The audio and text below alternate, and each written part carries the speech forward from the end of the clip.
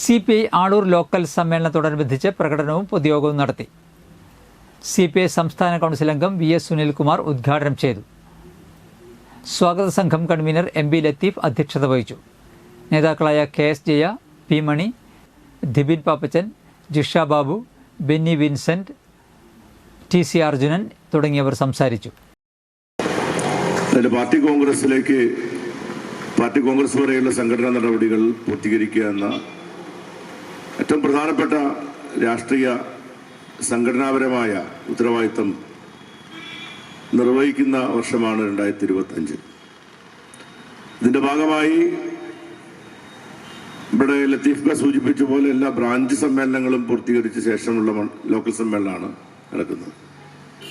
നാളെ പ്രതിനിധി സമ്മേളനത്തിൽ വളരെ വിശദമായ രാഷ്ട്രീയ ചർച്ചകൾ പാർട്ടിയുടെ തെരഞ്ഞെടുക്കപ്പെട്ട പ്രതിനിധി സഹാക്കൾ നടത്തും.